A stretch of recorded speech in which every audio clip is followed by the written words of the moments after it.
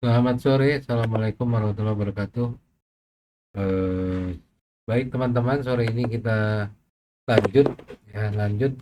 Kalau di minggu sebelumnya, eh, saya sampaikan mengenai tujuan dari apa namanya analisis laporan keuangan. Ya mungkin teman-teman masih ingat ya.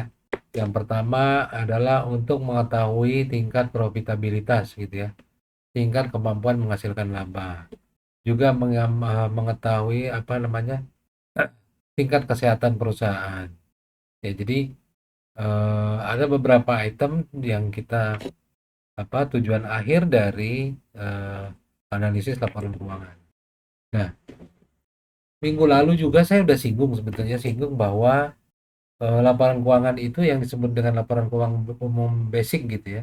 Itu ada neraca, ada laporan laba rugi dan ada laporan cash flow. Nah, sebetulnya sumber yang menjadi proses yang menjadikan ini data-data seluruh transaksi gitu ya menjadi laporan keuangan ini kan ilmunya kalau ilmunya ilmu akuntansi ya, tapi prosesnya ini kan adalah proses dari akuntansi ya, jadi yang dihasilkan adalah informasi secara akuntansi.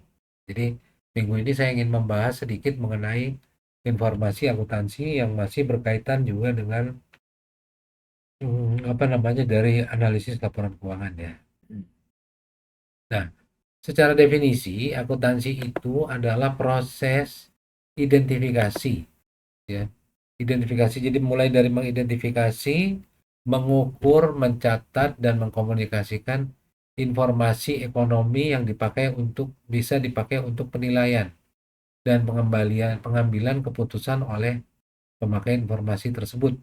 Ya, jadi dicatat gitu ya, diklasifikasikan sehingga diukur sehingga menjadi informasi dan dengan informasi itu bisa mengambil keputusan. Ya, jadi eh,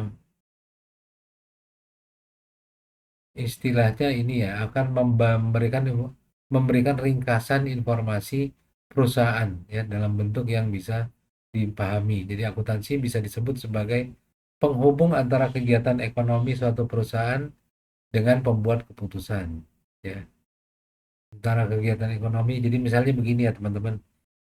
Kegiatan ekonominya apa? Misalnya satu perusahaan itu melakukan pembelian barang. Ya, barang ini nanti harus tercatat ya dalam berarti kan secara pembukuan yang benar gitu ya bahwa kita mengeluarkan uang tunai ya atau mengeluarkan transfer atau mengeluarkan rekening saldo kita di bank gitu ya untuk melakukan pembelian barang itu.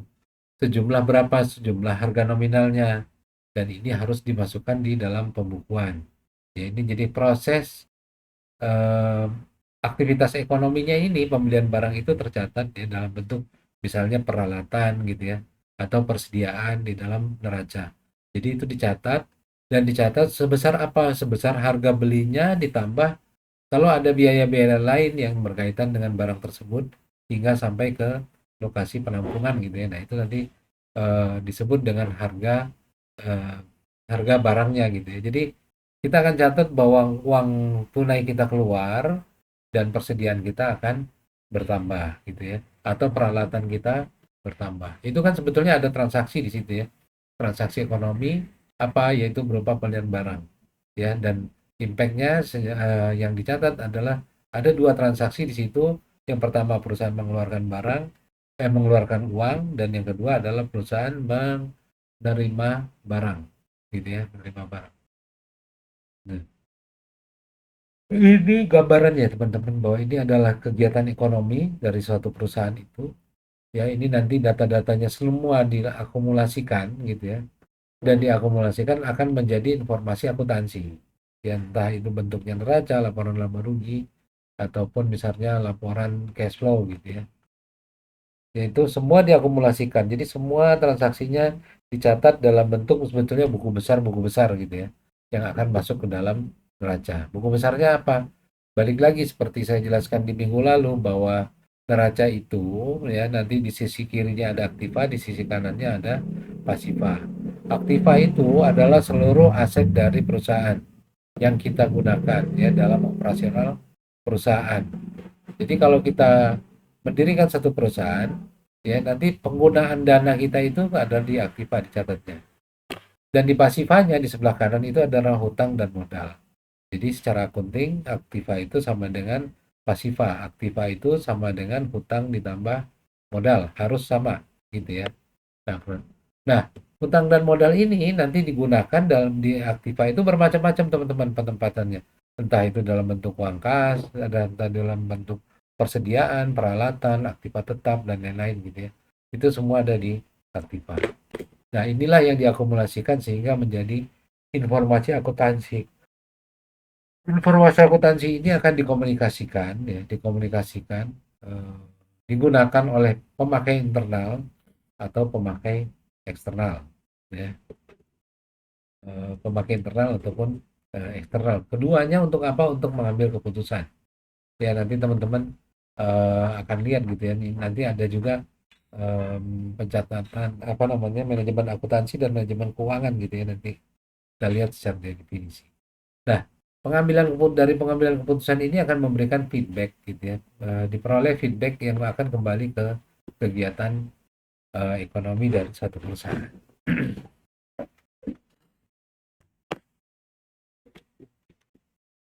Oke, saya lanjut. Nah, karena penggunanya tadi ya ada internal, ada eksternal. Akuntansinya sendiri jadi berkembang menjadi dua. Ada akuntansi keuangan dan akuntansi manajemen. Ya, financial accounting atau akuntansi keuangan dan akuntansi manajemen atau managerial accounting. Akuntansi keuangan ini sama sebetulnya mereka mengakumulasikan, memproses, mengkomunikasikan ya sistem gitu ya, sistem yang akan mengakumulasikan, memproses dan mengkomunikasikan yang didesain untuk informasi pengambilan keputusan ya yang berkaitan dengan apa sebetulnya tujuannya sama untuk mengetahui profit ya jadi karena tujuan dari keuangan itu sendiri adalah investasi juga ya jadi ya berkaitan dengan investasi dan kredit bagi pemakai eksternal. Jadi eh, dari info akuntansi keuangan ya bisa digunakan antara lain untuk mengukur kesehatan gitu ya, mengukur profitabilitas juga ya, Mbak. Juga pengambilan keputusan, ya pengambilan keputusan buat apa? Berkaitan dengan investasi dan kredit kalau itu oleh pemakai eksternal. Maaf, sebentar.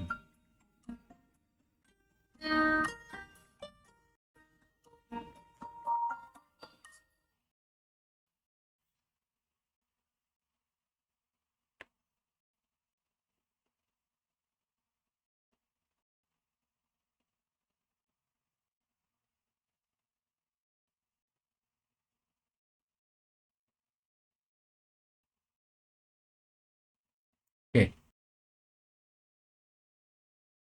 kita lanjut sebentar ya.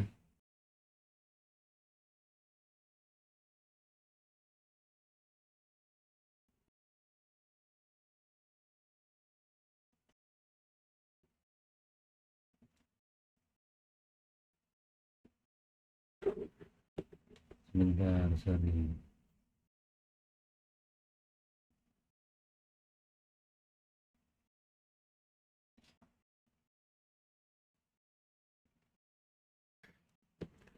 Oke. Ya, jadi kalau untuk eksternal, akuntansi keuangan itu antara lain digunakan adalah untuk kegiatan investasi. Jadi kalau ada investor yang ingin masuk gitu ya, juga untuk kreditur kalau ingin memberikan kredit. Nah, jadi dia akan menggunakan laporan keuangan yang dihasilkan oleh perusahaan.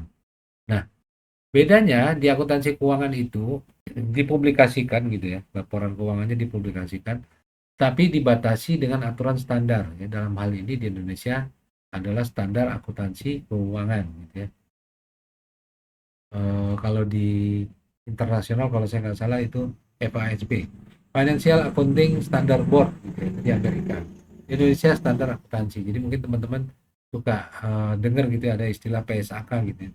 Itu adalah standar akuntansinya. Jadi pencatatan pun ada standarnya. Pernyataan standar akuntansi gitu ya. Eh, itu ada nomor sekian ini berkaitan dengan standar. Kenapa dibuat standar? Dibuat standar karena memang penggunanya semua orang bisa menggunakan dan mempunyai interpretasi yang sama. Nah, Ini berbeda dengan akuntansi manajemen. Kalau ini adalah sistem, dia mengakumulasikan, memproses, dan mengkomunikasikan info yang didesain untuk menjadi informasi dan pengambilan keputusan oleh pemakai internal, ya, akuntansi manajemen. Jadi dia sebetulnya berbedanya adalah dia tidak dibatasi oleh standar akuntansi keuangan, ya. Jadi dia akan dikomunikasikan di internal, ya, untuk pengambilan keputusan, tapi tidak dibatasi oleh ketentuan-ketentuan yang membatasi seperti di akuntansi keuangan, ya. Jadi akuntansi manajemen hanya dibatasi oleh apakah informasi yang dihasilkan itu bermanfaat atau tidak, dan biaya yang dihabiskan untuk menghasilkan informasi tersebut. Jadi mudah-mudahan teman-teman paham ya, bahwa ada dua nih informasi akuntansi, ya. Yang satu informasi akuntansi keuangan, ya, dan akuntansi manajemen. Akuntansi keuangan biasanya untuk eksternal, biasa digunakan untuk investor gitu ya, untuk kalau dia mau melakukan investasi pada satu perusahaan, atau juga kepada kreditur, ya, yang ingin memberikan kredit atau pinjaman kepada perusahaan, ya. Kreditur bisa meminta laporan keuangan. Sementara kalau akuntansi manajemen, ini sistem pencatatannya dikomunikasikan untuk biasanya untuk kebutuhan internal, ya, untuk pengambilan keputusan juga di internal perusahaan. Jadi dia tidak memiliki standar akuntansi tertentu. Oke.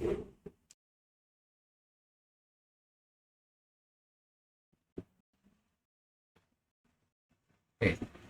Nah,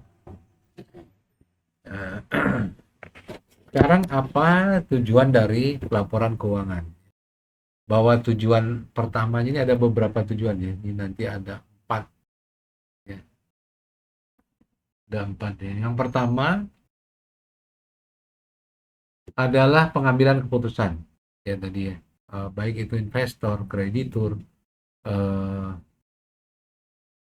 baik untuk sekarang ataupun pemakai lainnya gitu ya. Internal boleh pakai, ya boleh juga laporan keuangan akuntansi atau laporan keuangan manajemen akuntansi manajemen gitu ya. Jadi memberikan informasi yang bermanfaat bagi investor, kreditur, dan pemakai lainnya sekarang atau masa yang akan datang. Potensial untuk membuat keputusan investasi, membuat pemberian kredit, ya, dan keputusan lain yang serupa, yang irasional, ya. Jadi kalau ada investor, biasanya kalau mereka akan masuk ikut membeli sahamnya, kalau teman-teman mau beli saham, pasti kan teman-teman akan perhatikan dulu prospektusnya, ya. Akan perhatikan dulu laporan keuangan perusahaan itu. Oh, selama ini labanya berapa, gitu ya. Nah, ini yang kita pelajari, salah satunya adalah terkait dengan rasio-rasio keuangan. Dari situ kita bisa mengambil keputusan atau kita bisa mengambil kesimpulan gitu ya. Oh, untuk misalnya untuk investor, oh ternyata perusahaan ini layak nih, selama ini bisa menghasilkan laba sekian persen. Saya boleh masuk gitu ya. Sementara untuk kreditur juga begitu. Oh, selama ini perusahaan ini misalnya tidak punya pinjaman, gitu ya. Bank akan menilai tidak punya pinjaman dan ternyata dia memerlukan kredit yang sepertinya cukup bisa ditutupi dari labanya. Dan itu maka bisa juga dinilai oleh kreditur gitu ya. Yang kedua adalah untuk pemakai eksternal. Tadi adalah tujuan umum, yang kedua untuk pemakai eksternal, ya. Jadi yang memberikan informasi yang bermanfaat untuk memperkirakan cash flow untuk eksternal. Ya tadi ya, sebetulnya untuk investor, kreditur gitu ya. Sekarang atau yang makan masa pemakai lainnya gitu ya. Sekarang atau untuk masa yang akan datang, juga memperlihatkan jumlah waktu, penerimaan kas dan dividen atau bunga dari penjualan pelunasan. Jadi juga digunakan oleh eksternal, ya, antara lain untuk dividen, pembayaran bunga gitu dan lain-lain. Tujuan ketiga merupakan adalah tujuan perusahaan, ya, untuk memperkirakan cash flow perusahaan, memperkirakan aliran kas perusahaan.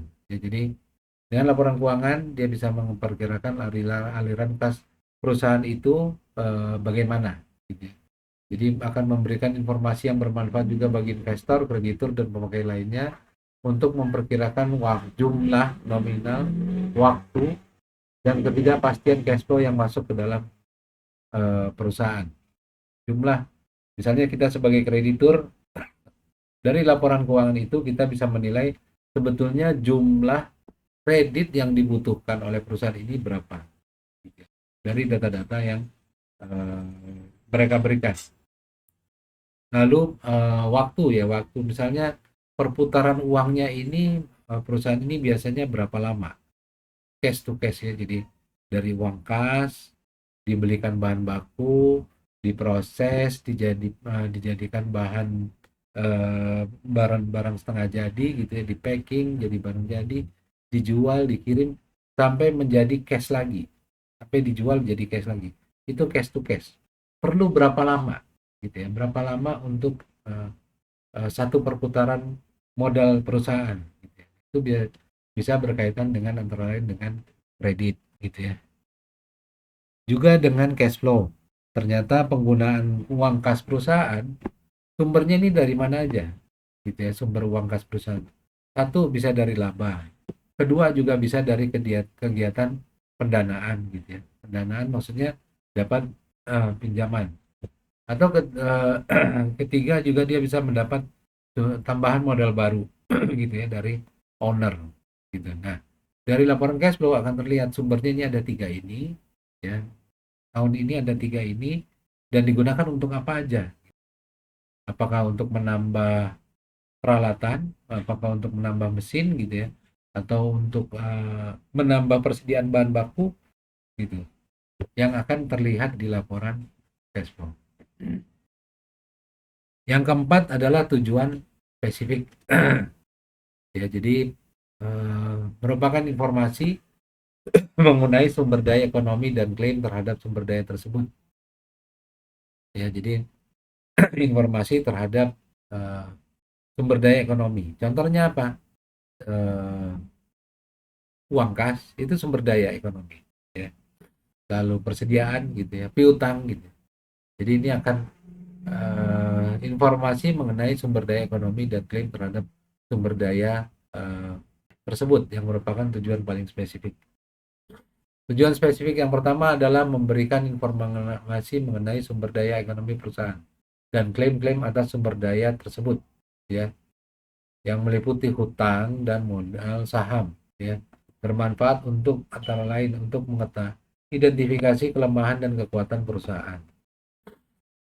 basis untuk evaluasi prestasi perusahaan, memberikan indikasi langsung potensi aliran cash flow, ya, sumber daya yang diperlukan untuk memenuhi kewajiban perusahaan. Indikasi potensi cash flow ya, yang merupakan hasil gabungan dari beberapa sumber daya. Nah, informasi mengenai sumber daya ini, baik secara aset, ya, secara ekonomi, secara kewajiban dan modal saham disajikan di dalam neraca. Minggu lalu kita sudah belajar bahwa neraca itu adalah snapshot pada tanggal tertentu, gitu ya. Semacam potret gitu ya. Kalau dibilang sebut neracanya 31 Desember, itu adalah potret posisi 31 Desember. Ya, jadi akan menggambarkan adanya sumber daya ekonomi, adanya hutang perusahaan, dan adanya modal perusahaan. Tujuan spesifik memperlihatkan sumber daya itu, kewajiban dan modal, ya, adalah aset itu kan merupakan kekayaan perusahaan. Ya. Bagaimana aset itu digunakan gitu ya. Lalu kewajiban itu mencerminkan hutang dari perusahaan. Sedangkan modal adalah klaim sisa aset setelah hutang. Jadi, kalau kita balik kan kemarin aset sama dengan hutang ditambah modal. Kalau kita balik kan berarti aset ini kalau kita kurangi hutang adalah modal. Jadi kita bisa tahu apakah modal perusahaan bertambah atau tidak gitu. Labanya bertambah atau tidak. Tujuan yang kedua adalah memberikan informasi mengenai prestasi perusahaan selama periode tertentu, ya, untuk membantu pihak eksternal menentukan harapan mengenai prestasi perusahaan di masa yang akan datang. Contohnya apa ini untuk periode tertentu? Kalau tadi neraca itu adalah untuk potret gitu ya pada tanggal tertentu. Kalau periode tertentu itu biasanya laporan keuangan, laporan cash flow gitu ya. Kan kemarin tiga ya laporan keuangan itu ya. Ada neraca, ada laporan laba rugi, dan ada laporan cash flow ini yang inti gitu ya.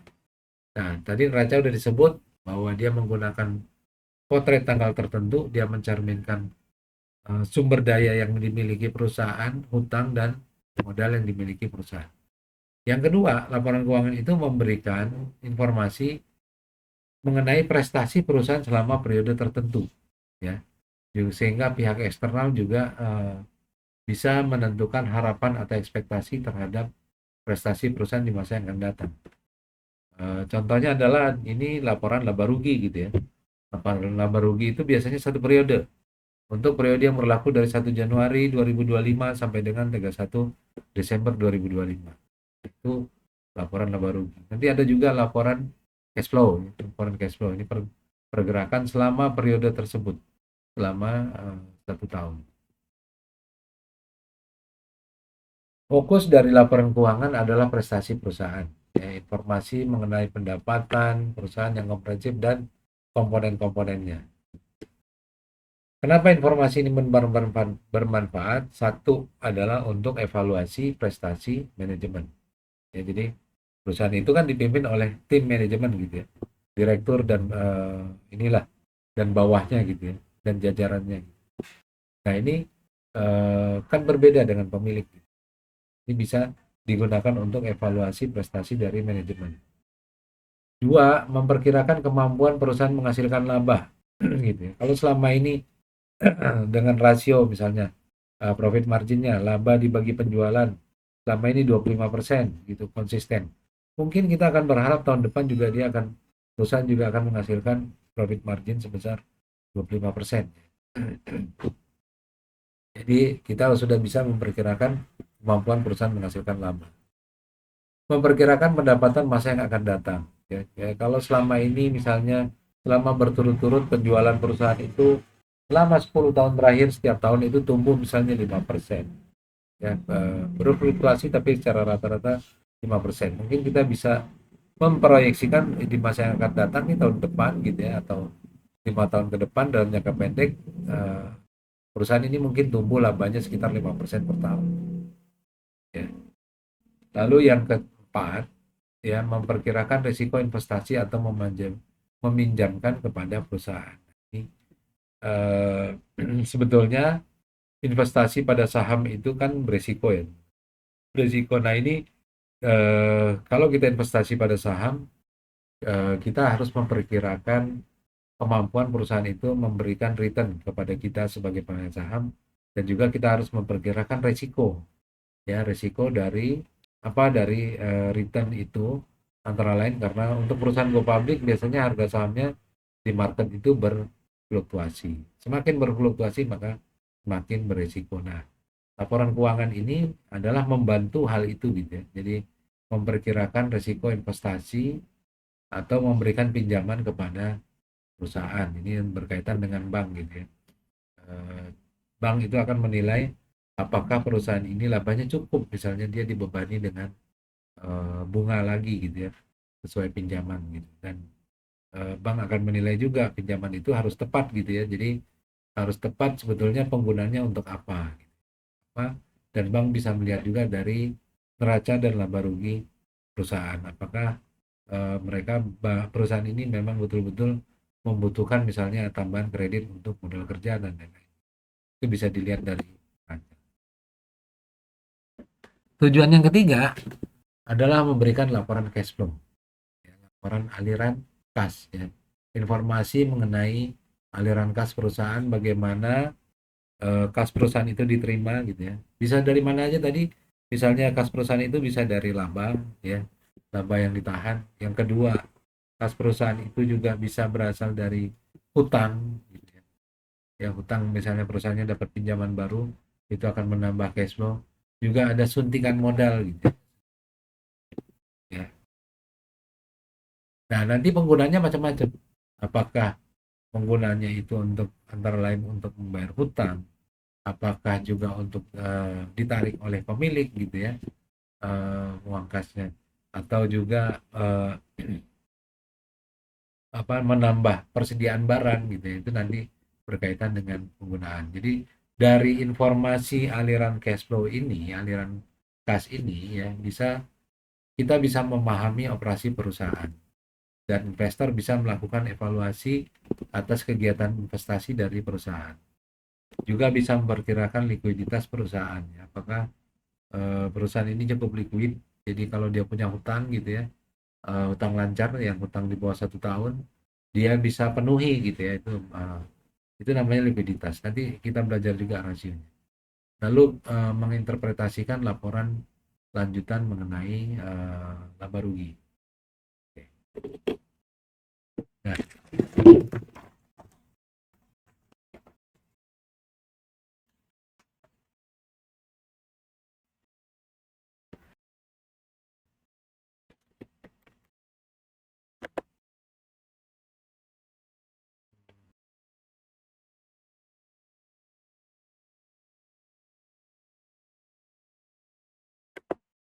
oke, kita lanjut.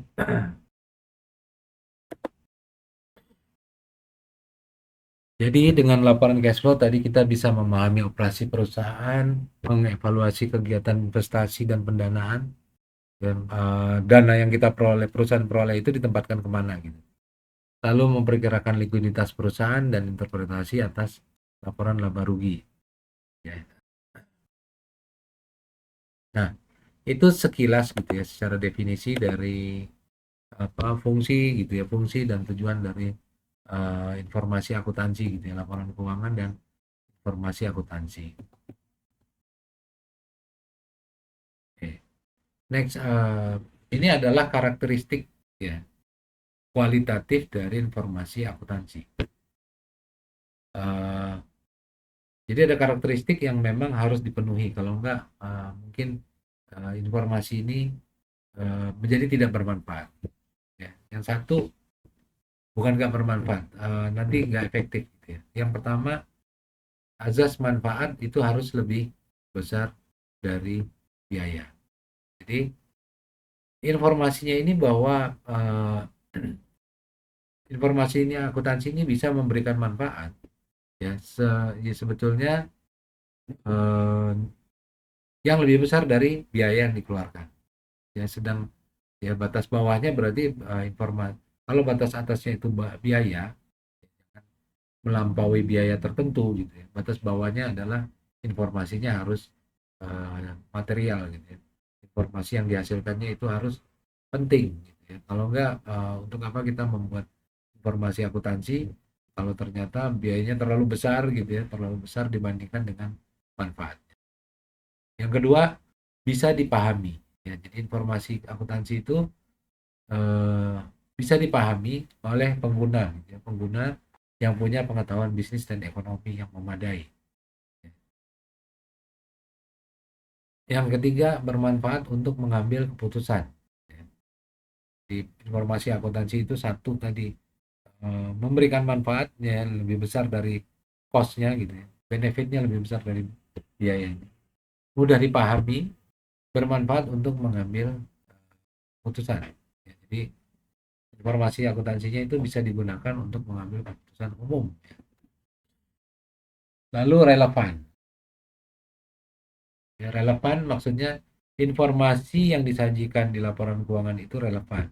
Artinya eh, dengan disajikannya laporan itu, maka bisa membuat perbedaan keputusan yang diambil gitu ya. Dengan adanya informasi itu tersebut, kalau kita sebut relevan, informasi tersebut bisa membuat perbedaan keputusan yang diambil. Ya, misalnya misalnya apa yang relevan? Di neraca itu misalnya ada uang kas, ada piutang, itu kan relevan. Kalau ternyata misalnya tidak ada pos persediaan gitu, mungkin investor juga apa namanya agak bingung gitu ya. Ini kenapa tidak ada persediaan perusahaannya? Jadi kalau dia muncul pos persediaan gitu, itu mungkin akan menghasilkan perbedaan keputusan yang lebih, yang bisa mempengaruhi perbedaan keputusan. Jadi informasi yang disebut relevan itu dia harus ada, dan kalau dia ada, dia akan bisa membuat perbedaan keputusan yang diambil. Lalu ada nilai prediksi dan umpan balik, bahwa informasi itu bisa dipakai untuk memprediksi lebih akurat ya, ke masa yang akan datang berdasarkan informasi masa lalu ya dan sekarang ya tadi ya.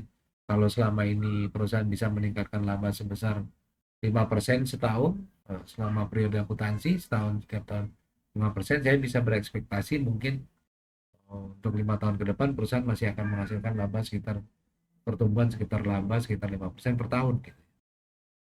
Itu nilai prediksi. Juga mempunyai kemampuan umpan balik ya.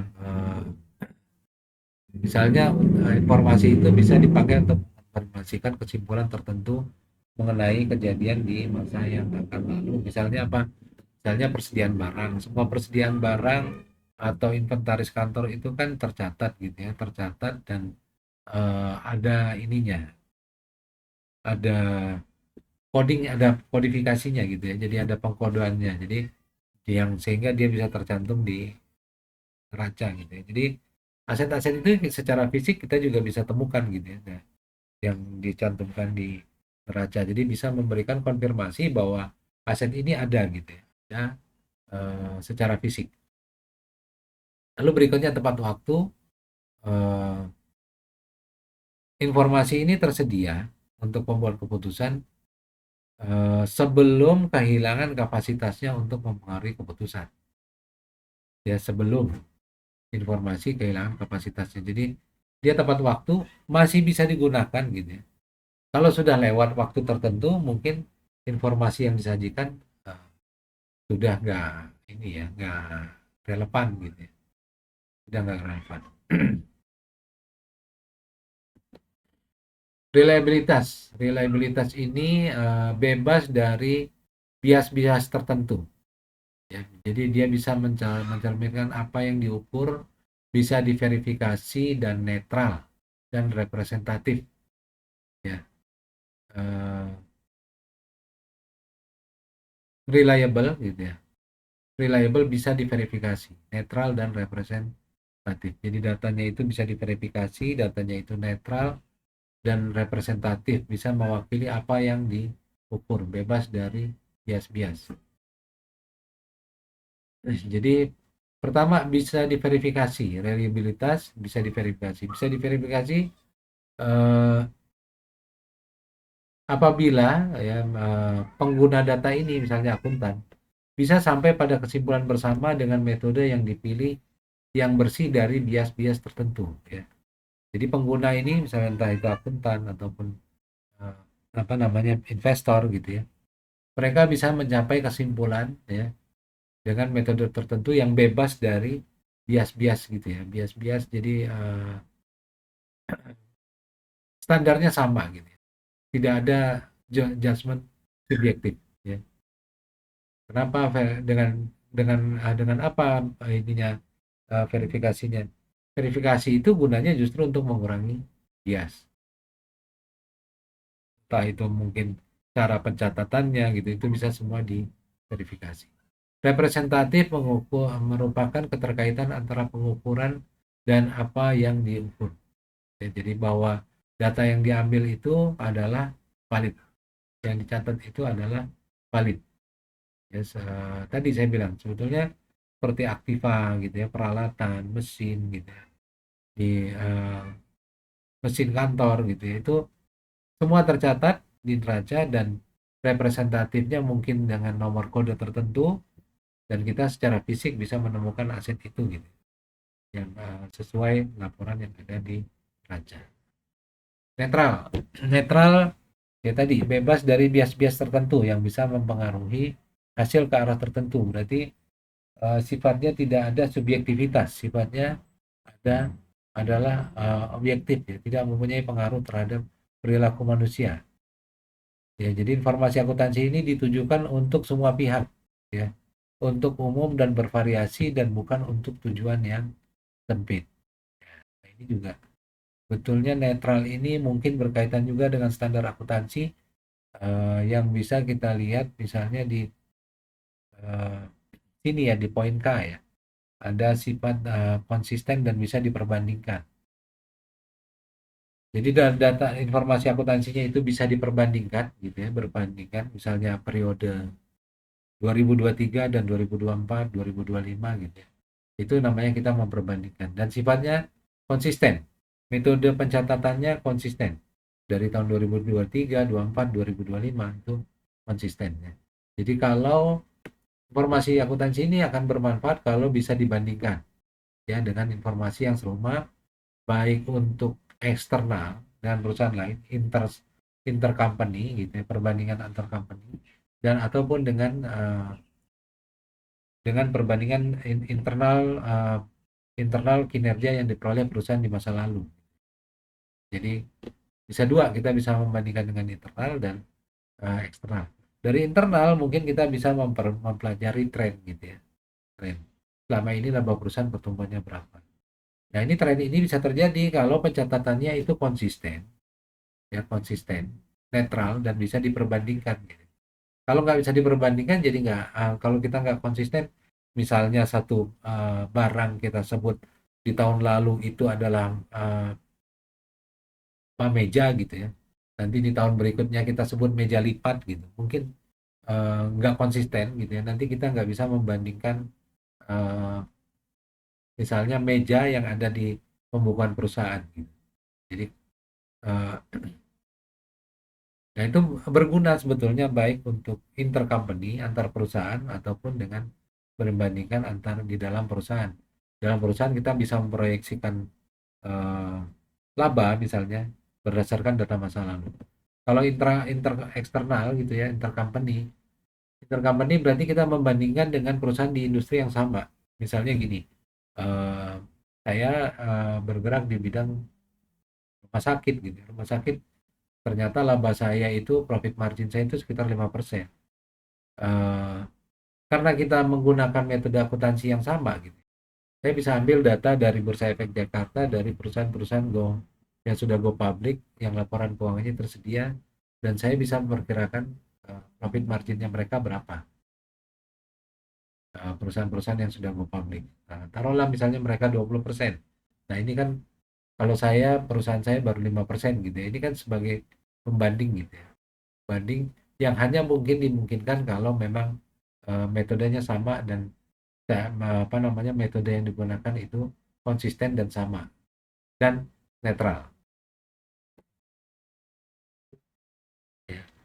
Konsisten berarti kesesuaian antara periode yang satu dengan yang lainnya. Ya, dalam hal prosedur kebijakan akuntansi yang tidak berubah. Oke. Berikutnya adalah material. Ya. Informasi akuntansi tersebut haruslah material. Ya, material maksudnya penting, maksudnya kalau informasi tersebut tidak ada atau salah, dia bisa akan mempengaruhi pertimbangan seseorang mengambil keputusan. Ya, jadi dengan kata lain, informasi harus memenuhi jumlah yang cukup besar untuk membuat perbedaan.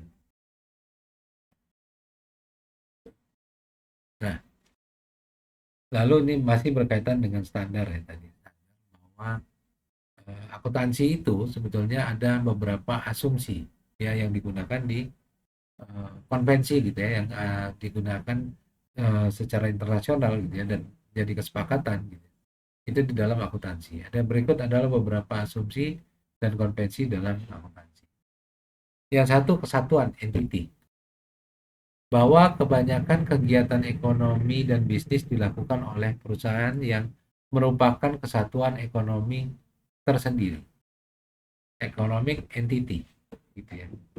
Jadi bisa jadi satu perusahaan itu dia beroperasi, misalnya kalau kita lihat konglomerat, gitu ya, konglomerasi ya, misalnya Lipo Group gitu ya, Lipo Group. Lipo Group ini kan dia punya rumah sakit Siloam dan lain-lain. Nah, setiap Siloam itu, mungkin ada beberapa Siloam di Indonesia gitu ya, rumah sakit Siloam. Setiap Siloam itu kan punya laporan keuangannya masing-masing. Nanti bisa saja mereka itu laporan keuangan Siloam ini, Siloam ini, dan perusahaan propertinya nanti digabung. Bisa itu menjadi eh, apa namanya menjadi laporan misalnya konsolidasi gitu ya, laporan konsolidasi. Tapi sebetulnya tiap unit itu adalah kesatuan ekonomi tersendiri. Saya bilang tadi, antara lain misalnya Siloam Tangerang gitu ya, Siloam Tangerang. Nah, ini adalah satuan ekonomi tersendiri. Lalu kontinuitas, ya, berkesinambungan. Adanya asumsi going concern, ya. Eh, Asumsinya begini, going concern itu adalah perusahaan itu diasumsikan akan tetap beroperasi di masa yang akan datang. Kecuali kalau ada bukti-bukti yang bertentangan dengan asumsi tersebut. Jadi eh, laporan akuntansi itu disusun untuk periode tertentu gitu ya, dan tidak ada dibatasi gitu ya. Asumsinya selalu bahwa perusahaan ini akan diasumsikan akan tetap berjalan di masa yang akan datang.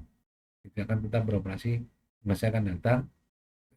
Di luar kalau ada bukti-bukti lain bahwa yang berbeda dari asumsi tersebut. Lalu ada periode waktu, ya. Jadi kesatuan bahwa itu eh, perusahaan itu merupakan satu kesatuan tersendiri. Datanya itu harus continuous, ya. Perusahaan juga diasumsikan going concern akan terus berjalan. Lalu ada periode waktu. Tadi saya sebut neraca itu adalah potret, gitu ya. Periode waktu tertentu. Potret gambaran aset dan hutang perusahaan dan modal perusahaan pada tanggal 31 Desember 2024.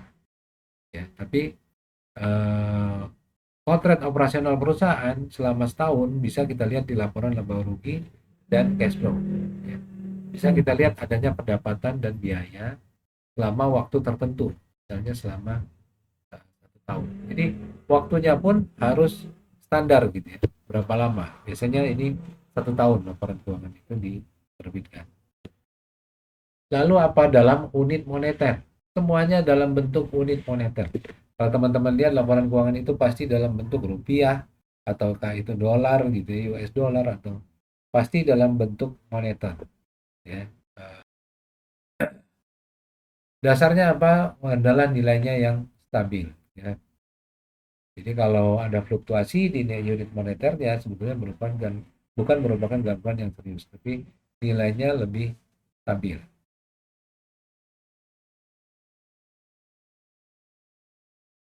Lalu pengakuan, ya, bahwa eh, pengakuannya ini adalah realisasi dan pengakuan. Realisasi berarti proses perubahan atau konversi dari sumber daya non-kas menjadi kas atau hak untuk menjadikan kas. Ya. Eh, Hak untuk menjadikan kas itu contohnya apa? Piutang, gitu ya, atau tagihan.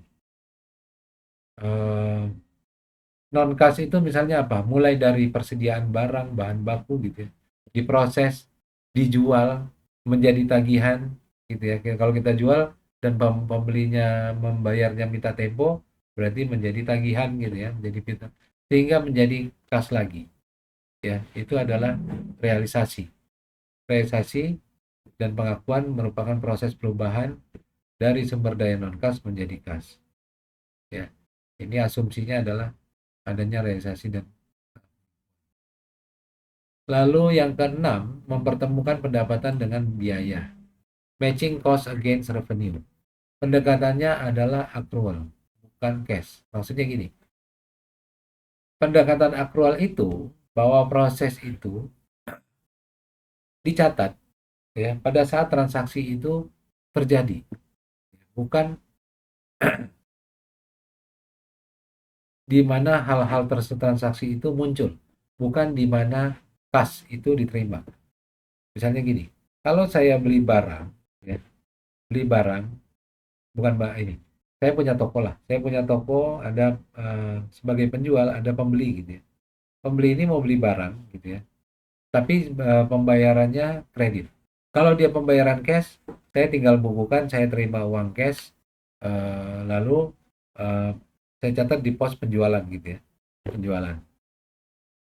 Tapi kalau dia ternyata bayarnya itu bukan cash, dia berhutang gitu, tetap ini akan kita tetap akui sebagai pendapatan dari penjualan. Nah, itu accrual basic gitu ya. Jadi walaupun uang cashnya belum belum diterima karena si pembelinya ini berhutang gitu ya, berarti kan saya akan catat ada di penjualan dan di piutang bertambah gitu. piutang saya atau tagihan saya bertambah. Nah, ini berarti itu adalah accrual basis. Jadi tidak menunggu hutang itu terbayar, piutang itu tertagih gitu ya, tapi eh, sesudah terjadi transaksi penjualan maka itu sudah di. Lalu yang berikutnya adalah konservatif ya, bahwa alternatif yang dipilih dalam kita melakukan pencatatan akuntansi adalah alternatif yang paling kecilnya kemungkinannya untuk melaporkan aset atau pendapatan lebih besar atau dari yang seharusnya. Overstate. Jadi prinsipnya adalah konservatif gitu ya. Tidak menggelembung-gelembungkan aset gitu ya. Tapi kita catat sebesar harga perolehan dengan biaya yang muncul. Itu yang dimaksud dengan konservatif ya. Karena apa? Karena manajemen sendiri cenderung untuk menaikkan nilai aset gitu ya, atau menaikkan pendapatan gitu ya perusahaan.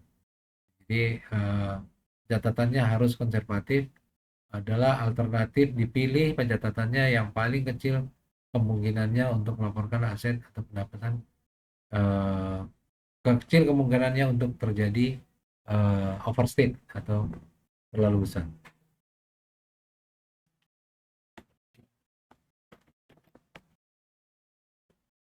Oke, itu prinsip-prinsipnya ya di informasi akuntansi. Lalu bentar, oke.